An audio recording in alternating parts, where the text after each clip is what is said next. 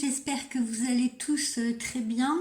Je vous avais préparé une petite vidéo, un petit dossier, comme je l'avais évoqué, à travers des constats de comportement, si vous voulez, qui, à mon sens, ne sont pas des comportements appropriés. Et que je constate durant mes consultations aussi bien chez les dames que chez les messieurs. Alors, je ne fais pas cette vidéo pour juger de ces comportements parce que qui suis-je pour me permettre de juger qui que ce soit, mais plutôt pour essayer de vous guider afin peut-être de mieux les appréhender, voire d'essayer de les corriger si vous voulez. Alors, je vais vous donner quelques exemples précis. On y reviendra parce que là, ce ne sont que quelques exemples de comportements inappropriés, mais on pourrait refaire un autre dossier un petit peu plus tard, si vous voulez, s'il m'en vient d'autres en tête dont j'ai absolument envie de vous faire état. Alors, d'abord en ce qui concerne les dames, parce que c'est plus souvent les dames qui font ça, je constate de plus en plus des espionnages, si vous voulez, sur les portables de leurs compagnons, de leurs conjoints, des espionnages donc sur les portables, mais également des espionnages via des mails. J'ai en effet entendu des clientes me dire que même après une rupture, et même parfois longtemps après une rupture, elles avaient conservé l'adresse mail ainsi que le mot de passe de leur ex-compagnon, ceci afin de pouvoir voir un petit peu où il en est aujourd'hui, s'il réussit dans sa nouvelle vie ou s'il échoue dans sa nouvelle vie. Voilà. Donc ces comportements d'espionnage, j'ai envie de vous dire, ne faites pas à l'autre ce que vous n'aimeriez pas qu'on vous fasse. Parce que pour moi, c'est une violation de l'espace privé, c'est une violation de l'intimité et de votre jardin secret. Imaginez à votre tour votre compagnon profiter du fait que vous soyez dans la salle de bain ou vous soyez aux toilettes ou occupé avec vos enfants, peu importe. Imaginez-le en train de fouiller votre sac, en train de fouiller votre portable. Voilà, je trouve que ce n'est pas très approprié du tout, quoi. Et puis de toute façon, dites-vous bien que quand on cherche, on trouvera nécessairement quelque chose qui va peut-être heurter, blesser, faire douter. Parfois ça peut être un smiley, parfois ça peut être une phrase qui va être mal interprétée, parfois ça peut être un like qui va être mal interprété. Donc je ne trouve pas ça très judicieux. Chacun devrait pouvoir avoir un peu son jardin secret. Alors non pas pour faire du mal nécessairement, et puis quelquefois il ne se passe pas de choses mal à proprement parler. Bon, bien sûr, il y a des hommes qui trompent, oui, il y a des femmes qui trompent aussi, ça d'accord, mais parfois ça peut être des malentendus. D'accord. Donc voilà, évitez vraiment l'espionnage sur les portables ou les espionnages par email.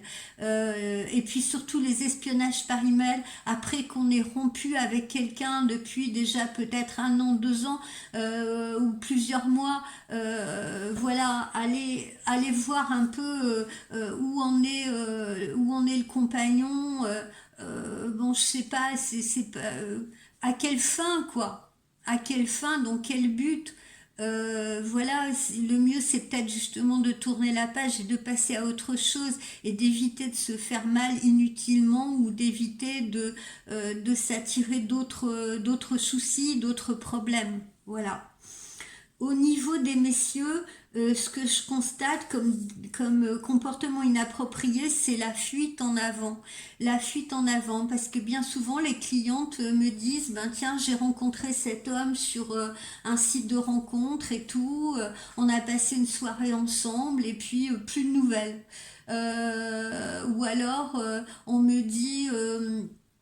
ben tiens, on a passé un agréable moment, il est revenu dans ma vie après des mois sans nouvelles, il revient dans ma vie, on passe d'agréables moments ensemble et boum, il disparaît à nouveau. Alors messieurs, j'ai envie de vous dire, pourquoi faites-vous cela? Vous voyez, essayez de réfléchir à vos actions parce que face à vous, vous avez un être humain qui a un cœur, qui a une sensibilité, à qui vous donnez peut-être un espoir. Donc ne donnez pas de faux espoirs à une femme. Ne donnez pas de faux espoirs inutiles. Si vous sentez que vous avez rencontré une personne et que vous ne souhaitez pas aller plus loin avec cette personne-là, voilà, que vous aviez juste envie de la rencontrer pour la rencontrer, etc., mais que vous n'avez pas envie de vous impliquer avec cette personne, dites-le lui tout simplement. Mais ne fuyez pas. Ne fuyez pas et puis surtout n'utilisez pas le silence à titre de réponse. Voilà, on vous demande pas non plus de vous justifier, hein, comprenez bien. Je ne demande pas ce que vous vous justifiez, mais peut-être juste donner une explication. C'est déjà la base de la politesse. C'est déjà la base de la correction. Hein. Voilà, vous avez affaire à des êtres humains, vous n'avez pas affaire à des marchandises, hein, qu'on prend et puis après qu'on repose. D'accord? Donc, je vous dis, tout est explicable. Tout est explicable. Il suffit d'un peu de courage et d'un peu de communication. D'accord? Donc vous pouvez très bien dire à la personne, écoute, voilà, j'ai voulu essayer, voilà, je t'ai trouvé attirante et tout, bon, on a passé un bon moment ensemble, ne crois pas que je me suis moquée de toi, la soirée était bien, la nuit était bien, mais voilà, en fait, je me rends compte que j'ai pas envie de m'impliquer plus avant, je suis vraiment désolée, j'espère ne pas te blesser, mais voilà, je préfère qu'on en arrête là. Si c'est un homme qui avait disparu, qui revient dans votre vie et puis qui à nouveau se rend compte que c'est pas possible pour lui d'être en couple ou que c'est pas possible d'être dans une relation, ben monsieur, dites-le lui aussi. Dites-lui, écoute, je suis désolée, je t'ai déjà fait le coup il y a quelques mois en arrière, je t'ai déjà fait le coup il y a 1 an ou 2 ans. Voilà, là j'ai voulu réessayer de revenir dans ta vie, mais finalement je me rends compte que je dois pas être fait pour être en couple. Voilà, ça me fait peur, ça m'effraie, peut-être par rapport à ce que j'ai vécu, je n'en sais rien, mais voilà, donc j'ai voulu refaire une tentative, vraiment, je suis désolée si j'ai réveillé des choses à nouveau en toi et tout, mais voilà, je suis incapable d'aller plus loin. Mais ayez ce courage, voilà, d'expliquer. Après, vous n'êtes pas obligé de justifier pourquoi, mais au moins expliquer votre attitude, expliquer votre comportement. On ne laisse pas, on ne disparaît pas comme ça de la vie de quelqu'un, je veux dire sans donner un minimum d'explication. Ensuite, je voudrais parler des femmes qui vivent trop à travers leurs hommes, leurs compagnons ou même leurs enfants. Voilà, ces femmes-là, et je me rends compte, sur un pourcentage de femmes, on va dire sur 100%, il y a peut-être seulement, oui je sais, je vais peut-être vous effrayer, mais vous savez, ça fait des années que je consulte, il y a peut-être un infime pourcentage, je dirais peut-être 20% de femmes, si vous voulez, qui n'ont pas de passion réelle et concrète. Les hommes ont plus souvent des passions, alors ça peut être le sport, ils vont faire du vélo, ils vont voir leurs amis, je sais pas, ils font des parties de poker, ils font de la musculation, je ne sais quoi. Mais très peu de femmes me disent, par exemple, je suis passionnée par le cinéma ou je suis passionnée par la peinture, je peins, je sculpte, j'assiste à des ateliers, j'en sais rien, de travaux manuels, j'assiste à des lectures, à des lectures en groupe, voilà, où je fais des brocantes parce que j'aime ça. Voilà, j'ai très peu de femmes qui me disent ça au final. Voilà, qui me font part d'une réelle passion pour quelque chose. Euh, Et de ce fait, ces femmes-là, elles ont trop tendance à vivre justement dans leurs compagnons, voilà, ou à travers leurs compagnons, voilà. Et elles attendent près du téléphone, elles attendent qu'ils rentrent, elles attendent que les enfants rentrent, elles accompagnent les enfants à leur sport ou quoi que ce soit. Mais elles, au final, elles se mettent en retrait. Elles ne vivent pas quelque chose qui les réjouisse, elles ne vivent pas quelque chose qui les épanouisse. Donc nécessairement, plus elles vont être dans l'attente, si vous voulez, et plus ça va mettre aussi la pression à leurs compagnons, une pression indirecte, mais une pression quand même. Et plus elles vont vivre à travers leurs compagnons, et plus elles auront d'attente aussi de lui, parce que sinon elles vont s'ennuyer. Si tant est que après il y a un moment où il appelle pas, un moment où il n'est pas là, elles vont paniquer ou elles vont s'ennuyer. Donc mesdames, je vous enjoins vraiment à pratiquer des sports, à trouver qu'est-ce qui vous passionne dans la vie, qu'est-ce qui vous fait plaisir, qu'est-ce que vous aimeriez faire en dehors de votre activité professionnelle. Et surtout, trouver le temps de le faire. Je ne veux pas que vous me disiez, je n'ai pas le temps de le faire. Non, non. N'importe quel être humain, avec un minimum d'organisation, peut trouver le temps, si vous voulez, de s'accorder du temps, justement. De s'accorder du temps pour son plaisir. D'accord, voilà. Au niveau des hommes, également, ce que j'entends, c'est des hommes qui vont trop vite. Ils vont trop vite, ils rencontrent une femme, alors eux aussi, ça peut être sur des réseaux sociaux, ça peut être au cours d'un repas entre amis, etc. Et là, tout à coup, on se rend compte que ils mettent une pression pareil, indirecte aux femmes, mais une pression qui est pourtant bien là parce que voilà, ils veulent très vite, par exemple, avancer avec la personne. Ils vont avoir tendance, pour certains, hein, bien entendu, à la harceler de messages ou à lui envoyer des coups de téléphone ou à vouloir la revoir très vite ou à vouloir des photos d'elle. C'est pas le catalogue La Redoute, hein, messieurs. Hein, quand vous rencontrez une femme sur un site de rencontre, ça va, elle vous envoie 1, 2, 3 photos, ça va, c'est suffisant. N'allez pas lui demander, je veux dire, un catalogue de selfies. Encore une fois, c'est un être humain, ce n'est pas un objet que vous allez acquérir. Et puis, si vous décidez de faire quelque chose avec cette femme, prenez le temps de discuter ensemble, prenez le temps de la connaître, de la découvrir, parce qu'il y a une grande différence, je vous le dis à vous mesdames et messieurs, il y a une grande différence entre voir quelqu'un comme ça ponctuellement de temps à autre pour le plaisir ou en week-end ou pour une sortie et vivre le quotidien avec cette personne, d'accord ? C'est très très différent. De même qu'il y a une grande différence entre l'attraction sexuelle, l'attraction physique et l'amour.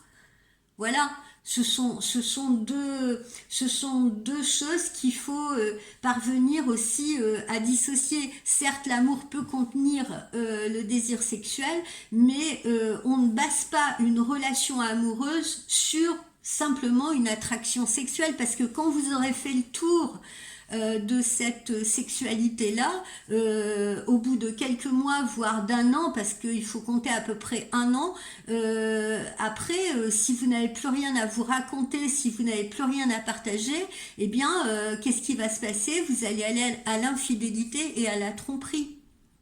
D'accord? Donc n'allez pas trop vite, prenez le temps, ne brûlez pas les étapes. Prenez le temps de vous connaître, prenez le temps d'échanger, prenez le temps de passer justement d'abord peut-être un week-end ensemble et puis après de partir mettons 7 ou 8 jours ensemble et puis après un peu plus longtemps et puis après que l'un vienne un peu passer quelques jours chez l'autre, appréhende son univers, appréhende son espace, etc. avant de décider d'une cohabitation. Voilà. Parce que aujourd'hui tout va très vite. Déjà, la société nous impose la vitesse en tout, nous impose la précipitation en tout. Alors, quand vous avez la possibilité, vous, d'être en contrôle de ça, eh bien, faites le nécessaire pour ralentir les choses. Voilà. Alors, j'ai un petit truc aussi par rapport aux femmes. Alors, je vais vous donner un exemple. Monsieur, monsieur a une réunion de travail, il ne rentre pas à l'heure prévue ou à l'heure habituelle, ou monsieur a un match de foot, ou monsieur a une soirée avec, a prévu une soirée avec des amis, etc., avec des amis hommes, des amis masculins. Et alors là, deux cas de figure. Soit il vous le dit, et les trois quarts du temps, ce que je vois, c'est que ça heurte les femmes. Ça les heurte parce qu'elles se sentent mises à l'écart de quelque chose. Il y en a certaines qui vont douter. Ah oui, t'es sûr que c'est une réunion de travail, tu vas pas ailleurs et t'as des réunions de travail, toi qui durent jusqu'à cette heure-là, etc., etc. Donc on part souvent par la peur dans le reproche immédiat. Ou alors, ouais, mais qu'est-ce que tu vas faire avec tes copains? Tu sais que tu as une famille et tout. Moi, j'ai préparé le repas, j'ai prévu le dîner. C'est qui ces copains? Et oui, vous allez sortir ensemble, vous allez faire des bêtises, etc. La femme, souvent, par peur et par anxiété, elle est très rapidement dans le reproche, avant même d'écouter quoi que ce soit. Donc les messieurs, voilà comment face à ça ils agissent. Soit justement ils préviennent et ils se font houspiller, ou alors soit ils décident de ne pas prévenir, c'est-à-dire d'aller faire ce qu'ils ont à faire, si vous voulez, et de prévenir, ma foi, de mettre leur conjointe ou leur compagne face au fait accompli et de les prévenir une fois qu'ils seront rentrés. Voilà, parce qu'ils se disent houspiller pour houspiller, bon ben ça va, c'est pas la peine que je m'y prenne 3 heures avant parce que de toute façon le résultat sera le même. Alors mesdames, si vous ne voulez pas ce genre de conséquences, si vous voulez, eh bien essayez d'être plus à l'écoute, d'accord. Ne soyez pas dans le jugement immédiat, dans la peur immédiate, dans le reproche immédiat, mais essayez justement d'être cool. Hein. Il vous dit j'ai une réunion de travail. Ah bon, bah écoute, voilà, on t'a peut-être prévenu à la dernière minute. Ok, il n'y a pas de souci, je te mettrai ton repas, je te mettrai ton repas de côté si tu rentres tard. Soyez un peu conciliante. Si vous dites ouais, je dois avoir quelques copains, on a décidé de se voir ce soir, il a le droit, de même que vous avez le droit. Vous avez le droit aussi de vous accorder des moments où vous ne faites pas tout ensemble, où vous pouvez également voir chacun de votre côté vos amis de temps en temps, vos amis respectifs, vous, vos amis femmes, lui, ses amis hommes, parce que ça fait du bien, parce que les conversations qu'ils vont avoir entre hommes, bon ben voilà, ils vont se sentir un peu bridés s'il y a une ou deux femmes au milieu d'eux. Ils vont peut-être pas pouvoir faire les plaisanteries qu'ils feraient s'ils n'étaient qu'entre hommes. Ils ne vont peut-être pas pouvoir parler de la même façon, et vous aussi entre filles, d'accord. Donc accordez-lui le bénéfice du doute déjà, et accordez-lui ces moments-là et comprenez-les. Voilà, il se peut que son patron décide à un moment donné de faire une réunion de dernière minute qui n'est pas prévue, ou alors il y a un surcroît de travail, il est obligé de rester au bureau. Voilà, ne soyez pas tout de suite dans le scénario catastrophe.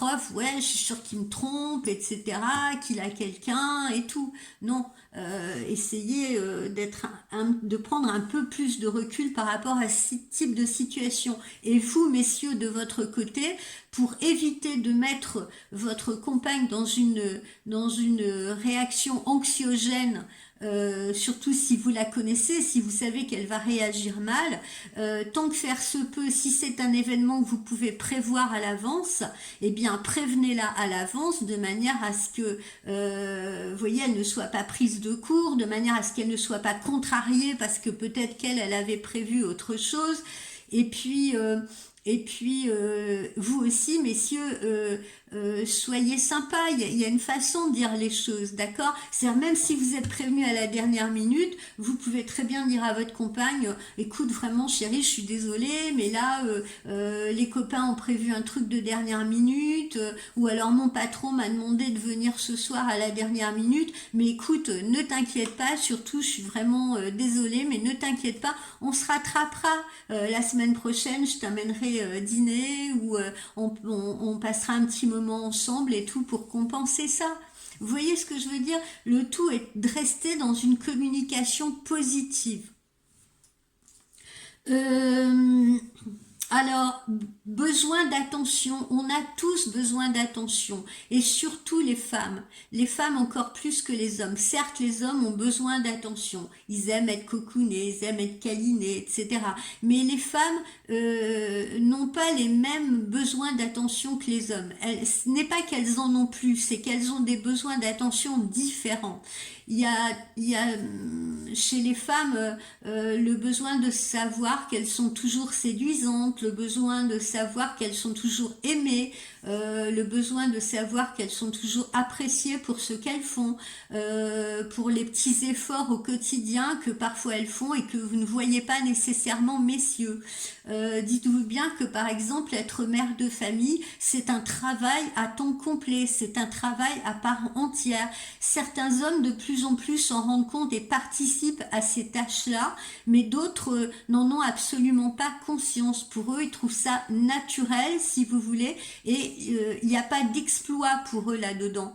Alors que eux, leur propre journée de travail va être un exploit parce que voilà, ils vont rentrer, oui, je suis fatiguée, ouais, on a eu un boulot de fou, de dingue, voilà, vous estimez avoir plus de responsabilités peut-être, mais être maman demande également énormément de responsabilités, une tension aussi, une certaine tension, et puis de l'attention, surtout une attention continuelle si vous voulez, et qui peut également mettre en stress. C'est beaucoup, beaucoup, beaucoup de travail, mine de rien. Euh, donc quoi qu'il en soit, voilà, ça ne coûte rien de faire un petit compliment à sa compagne, de remarquer les petites choses auxquelles les femmes sont si sensibles.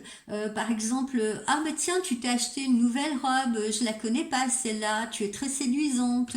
Ah ben tiens, c'est joli cette coiffure, c'est nouveau, tu t'es fait couper les cheveux ou au contraire tu t'es fait faire des extensions. Ah ben tiens, tu es radieuse aujourd'hui, je sais pas, tu irradies, tu as bonne mine, etc. Vous voyez des petites choses comme ça au quotidien qui sont agréables et qui vont mettre la personne en face en confiance. Voilà, en confiance, en bonne humeur, etc. Qui n'aime pas les petits compliments comme ça? Et puis, c'est pas parce qu'on est ensemble depuis un certain temps et c'est pas parce que c'est pas une date d'anniversaire ou la Saint-Valentin ou autre. Messieurs, de temps à autre, c'est pareil, offrez une petite fleur à votre compagne, offrez-lui un petit bouquet, offrez-lui un petit présent, même si c'est une petite babiole, c'est ce geste-là qui va compter. Vous pouvez aussi lui laisser un petit message le matin avant de partir au boulot, lui laisser un petit message près de son bol, près de sa tasse, voilà. Vous pouvez avoir ce genre de petites attentions qui, croyez-moi, vont tellement plaire à vos compagnes qu'elles vont vous rendre la vie meilleure. Voilà, c'est des petits gestes comme ça dont elles ont besoin, qu'elles ont besoin d'entendre, parce que les femmes ont vraiment besoin de rassurance. Et puis vous, mesdames, c'est pareil. Quand votre compagnon fait quelque chose de bien, ne le prenez pas pour acquis. S'il n'a pas l'habitude, par exemple, de faire la vaisselle ou de vous aider à préparer le repas et que tout à coup, il vous fait la surprise, il a mis les enfants en pyjama, ou il a fait la vaisselle, ou il a passé le balai, ou quoi que ce soit, eh bien, ne le prenez pas non plus pour acquis, surtout si c'est un homme qui n'a pas reçu cette éducation lui-même, s'il avait une maman qui lui faisait tout et tout, et qui n'a pas été habitué à prendre ce genre d'initiative, quand il prend des initiatives, et même si parfois elles peuvent être maladroites, même s'il vous fait des pattes ratées, même si, je sais pas, au moins encouragez-le. Dites-lui, bah, tiens, c'est vraiment sympa, je vois que tu as fait l'effort de mettre la table, c'est vraiment cool. Encouragez-le aussi dans son travail. S'il rentre en vous disant, ah, bah tiens, aujourd'hui j'ai fait ça et tout, je suis content de moi, eh bien dites-lui, bah moi aussi je suis fière de toi, et puis ça me fait plaisir de voir que tu es content. Voilà. Si on sait dire des mots négatifs, et souvent on a plus tendance à dire des mots négatifs parce que c'est plus facile, ça sort comme ça explose sous le coup de la colère, du doute, de la peur, il est malheureusement plus compliqué, semble-t-il, pour les gens de dire des mots gentils, des mots positifs. Alors prenez cette habitude également d'être dans la positivité. Vous verrez, même si vous n'avez pas été vous non plus habitué à cela par votre éducation, un petit bisou, un petit mot gentil, un encouragement, que ce soit à votre compagnon, que ce soit à vos enfants, et vous verrez à quel point la vie est facilitée et la vie est plus belle pour tout le monde. Et à quel point c'est plus motivant. Voilà, ça motive, ça booste. Poursuivons. Vous, messieurs, parfois, vous n'êtes pas assez rassurants. Hein, je le constate dans mes consultations. Vous ne rassurez pas assez vos compagnes. Justement, parfois, vous ne dites rien. Vous avez un ennui. Vous êtes fermé. Vous êtes muré dans le silence. Si vous avez des problèmes, vous les partagez rarement. Ou alors vous allez les partager dans la colère. C'est-à-dire que l'autre va subir les éclaboussures de votre mauvaise humeur.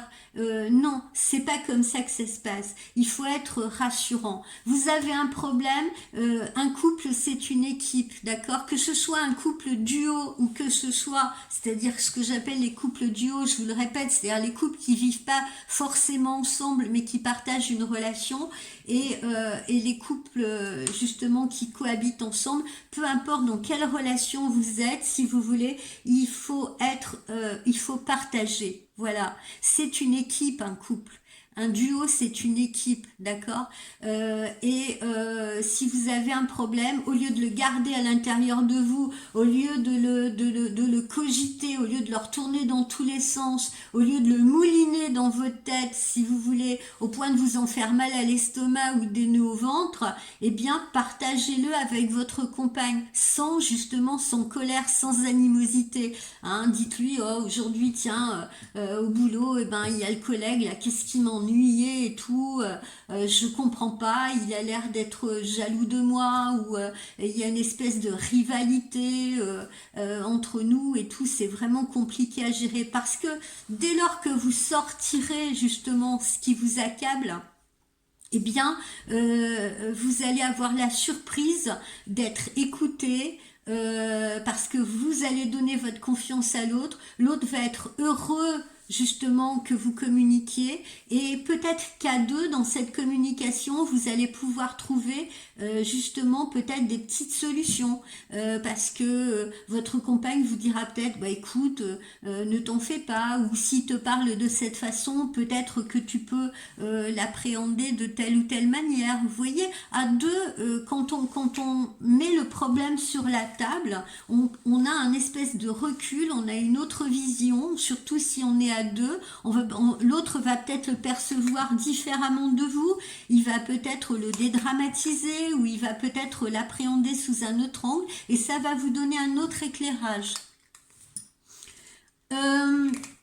S'il vous plaît également, cessez les jeux de rôle. Cessez les jeux de rôle, alors là je le dis des deux côtés, aussi bien femmes que hommes. J'entends de plus en plus des choses du style ah oui, mais non, voilà, je viens de le rencontrer, mais là, je vais pas le rappeler moi, je vais le laisser mariner un peu pour voir s'il me rappelle, pour voir si je l'intéresse, etc. Ou c'est le monsieur qui va faire ça, qui va dire, bon je vais voir un peu si elle a envie de me revoir et tout. Tiens, je vais la tester pour voir si elle est jalouse, je vais lui parler de mon ex ou je vais lui parler. Alors, très mauvais, très mauvais. Vous êtes avec quelqu'un de nouveau, arrêtez de parler des ex, je veux dire. Les ex, c'est le passé, laissez-les dans le passé, d'accord. Que vous racontiez votre histoire à un moment donné, si l'autre a envie de savoir quel a été votre parcours, si vous voulez, amoureux, sentimental, voilà, expliquez-lui une fois pour toutes, mais ne mettez jamais, jamais en comparaison, surtout, et c'est très maladroit, la nouvelle personne avec qui vous partagez maintenant votre vie ou vos moments, ne la mettez pas en concurrence, si vous voulez, avec un ex ou une ex en lui en parlant sans arrêt. Hein. Et puis parfois vous en parlez volontairement dans le but aussi de piquer le nouveau venu ou la nouvelle venue, de voir si elle est jalouse, de voir rendre une personne jalouse ou qu'une personne soit jalouse, ce n'est pas significatif de l'intérêt qu'elle vous porte, la jalousie. La jalousie n'a jamais été une émotion positive. D'accord? Donc arrêtez les jeux de rôle. Vous avez envie d'appeler une personne, appelez-la. Évidemment, faites attention non plus à ne pas l'appeler à n'importe quel moment, à ne pas la déranger non plus toutes les 5 minutes. Hein, ça c'est une question de bon sens, mais j'ai envie de dire globalement, vous avez envie d'appeler une personne parce que ça vous fait plaisir d'entendre sa voix, appelez-la. N'allez pas commencer à vous dire oui mais non, mais je vais l'appeler mercredi matin ou je vais l'appeler mardi ou je vais l'appeler dans 3 jours parce que je vais voir si c'est elle qui va me contacter la première, parce que je vais voir si c'est lui qui va faire le premier pas. Arrêtez avec tout ça. Arrêtez parce que ça perd de sa spontanéité. Vous vous éloignez de vous-même en faisant ça tout le temps. Vous endossez des rôles comme des acteurs. Vous endossez des costumes. D'accord? Et après, elle est où votre vraie personnalité à vous là-dedans? Vous finissez vous-même par vous y perdre. Donc, soyez un peu plus comme les enfants. Hein, retrouvez l'enfant qui est en vous. Un enfant, c'est spontané, c'est direct, ça dit les choses. Voilà, retrouvez un peu cette part d'enfance en vous et surtout cette part de sincérité, cette part de spontanéité. D'accord? Et voilà, arrêtez de maintenir, arrêtez de jouer une comédie comme ça entre vous. Alors parfois, ok, ça peut être sympa, ça peut faire partie de la séduction ou des jeux de séduction, mais pas en permanence, parce que c'est très destructeur. Après, on ne sait plus où on en est, ni avec qui. Alors, ensuite... c'est pareil, quand vous souhaitez avoir une communication importante avec l'autre, d'accord, vous avez quelque chose d'important à lui communiquer, à lui dire sur un sujet sérieux, évitez de le faire, faites-le en terrain neutre. Ça, je crois que je l'ai déjà dit dans une vidéo précédente. Évitez de le faire, par exemple, sur le terrain de l'autre ou sur votre terrain à vous, si vous voulez, parce que l'autre, ça pourrait le mettre mal à l'aise. Mais allez dans un terrain neutre et dans un terrain propice à la confidence. Ça peut être un petit resto cosy, etc., où vous allez pouvoir avoir une communication privilégiée. Voilà, mais choisissez un endroit et un terrain neutre. L'autre ne vous en écoutera que mieux. Voilà. Ensuite, on doit aussi toujours se reséduire, se réinventer. Là, je suis en train de parler des couples qui se connaissent depuis longtemps. Moi, des fois, j'ai des clientes qui me disent après coup, ouais, on s'est séparés. Ouais, faut dire que lui, il était restaurateur, il rentrait tard le soir, et moi, ben évidemment, tous les soirs, il me trouvait en pyjama. bon, ok, c'est bien sympa le pyjama, mesdames, mais et c'est bien sympa aussi de vous voir en jogging à la maison ou en pilou-pilou ou je ne sais quoi, ou quand vous rentrez du bureau, vous avez qu'une envie, c'est poser vos talons aiguilles peut-être et votre tailleur, certes, mais votre compagnon, c'est un homme. Il n'a pas tous les jours envie de vous voir en jean, il n'a pas tous les jours envie de vous voir en jogging, il n'a pas tous les jours envie de vous voir non maquillé sous prétexte que vous êtes sa femme et que c'est bon, il vous connaît depuis 15 ans ou 20 ans. Voilà, il a peut-être aussi envie de voir la meilleure part de vous-même. Et puis c'est une question de respect aussi pour l'autre. Hein. C'est pas seulement lui faire plaisir, c'est également le respecter. Voilà, donc eh bien, si vous décidez de, par exemple, de faire une soirée pyjama, eh bien, choisissez le pyjama. Hein. N'allez pas forcément, je vous dis, mettre un pyjama d'ado là ou un pyjama en pilou-pilou. Vous pouvez mettre un très joli pyjama satiné, voilà, avec une veste un petit peu ouverte, voilà, de manière à ce qu'il puisse apercevoir votre décolleté. Vous pouvez mettre une chemise de nuit laissant apparaître vos formes. Vous, messieurs, c'est pareil, vous n'êtes pas obligés de rentrer dans vos pantoufles dès que vous êtes à la maison. C'est pareil, ces efforts-là, ils sont à faire des deux côtés.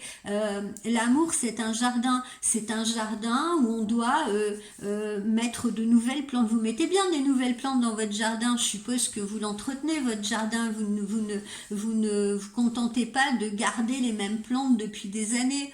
Je vois les gens, hein, quand moi aussi je me balade à Gamme Vert à Jardiland, je vois les gens qui achètent des citronniers, qui achètent ci, qui achètent ça, à la période du printemps, qui achètent de l'engrais, d'accord? Eh bien faites pareil en amour, d'accord? Mettez un nouvel engrais, mettez de nouvelles plantes, enlevez les mauvaises herbes, nettoyez, arrangez, voilà, rendez les choses plus jolies, rendez les choses plus belles. Surtout que la vie, elle n'est pas forcément toujours belle. Donc, à chaque fois qu'on peut rendre des choses plus agréables, plus belles autour de soi, on le fait. Et on le fait à son niveau et on le fait suivant son porte-monnaie. D'accord? Donc, nécessité de prendre soin de soi d'abord pour soi, parce qu'on se sentira beaucoup mieux déjà soi-même, dans la confiance, et puis après, on va pouvoir irradier de cette même façon sur l'autre. Voilà. Ne jouez pas les Dupont sans arrêt, parce que sinon vous allez asphyxier votre couple. Hein. Moi je veux bien que vous soyez des couples fusionnels. Il y en a qui me disent ouais, on est fusionnels, on aime bien faire ça, on fait tout ensemble, on travaille ensemble, on vit ensemble, on sort ensemble. Oui, d'accord, c'est bien, c'est cool, mais accordez-vous aussi des espaces où vous pouvez être seul avec vous-même, pour ne serait-ce que déjà pouvoir faire des petites introspections, où j'en suis, qu'est-ce que j'ai fait, qu'est-ce que je veux, vers où je veux tendre, qu'est-ce que je pourrais, sur quoi je pourrais me challenger, qu'est-ce que je pourrais avoir comme nouveau projet, etc. Qu'est-ce que je peux proposer à mon épouse, qu'est-ce que je peux proposer à mes enfants, voilà. Donc ne faites pas tout toujours ensemble comme des Dupont. Ne soyez pas systématiquement collés, mesdames, à vos compagnons, d'accord? Laissez-les souffler un peu, laissez-les respirer, laissez-les voir un peu leurs copains de temps en temps. Voyez vos copines vous aussi, ou alors sortez avec vos filles, faire du shopping, je sais pas. Mais ne soyez pas toujours collés 24/24 l'un à l'autre, parce que vous n'aurez à un moment donné plus rien à vous raconter et plus rien à partager et plus rien à échanger. Plus ça va aller, plus vous allez restreindre cette cellule-là, d'accord? Et vous allez vous rendre compte que vous allez perdre un pourcentage d'amis, un pourcentage de relationnel important, d'accord? Qu'ai-je d'autre à vous dire? Oui, alors il faut aussi savoir justement prendre ces petits moments de solitude. D'accord? On n'a pas... Et puis arrêter les disputes pour des bêtises. Voilà, il a envie de regarder du foot, et ben allez lire dans votre chambre, et laissez-le regarder son match de foot, même si vous n'aimez pas, ou essayez de découvrir un peu cet univers du foot. Peut-être que vous allez vous prendre au jeu. Vous aussi, messieurs, si votre femme, j'en sais rien, elle a envie de, elle a pas sommeil, elle se lève à 11 heures du soir pour préparer des cookies pour ses enfants pour le lendemain, n'allez pas lui dire ouais, qu'est-ce que tu fous encore, pourquoi tu te lèves à cette heure-ci, etc., etc. Accordez-vous vos moments comme ça, vos espaces de liberté, encore une fois, de plaisir ou de bien-être, de ce qui vous fait du bien, hein. Ce qui vous fait du bien, par exemple, si vous êtes stressé. Voilà, on n'a pas forcément les mêmes remèdes. Euh, quoi d'autre Oui, si vous êtes dans une relation tierce, si vous êtes dans une relation tierce, mesdames, que vous avez décidé d'être avec un monsieur qui a une femme, n'agissez pas comme sa femme. Je veux dire par là, si à la maison il a des disputes sans arrêt, etc., n'allez pas quand lui vient vous voir lui faire les mêmes reproches que lui ferait sa femme, parce que sinon il n'y a aucun intérêt à avoir une amoureuse ou à avoir une petite amie, vous comprenez? Et puis c'est pas comme ça que vous allez le pousser à prendre des décisions plus rapidement.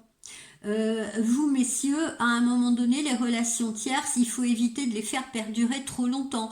Il faut savoir également faire ses choix. Vous pouvez pas non plus, c'est pareil, maintenir la tête sous l'eau d'une femme, si vous voulez, en lui disant et en ayant un grand plaisir à lui dire mais je quitterai jamais ma femme, mais je peux pas me passer de toi, mais elle je pourrais jamais la quitter parce que voilà c'est la mère de mes enfants et puis il y a mes enfants, etc.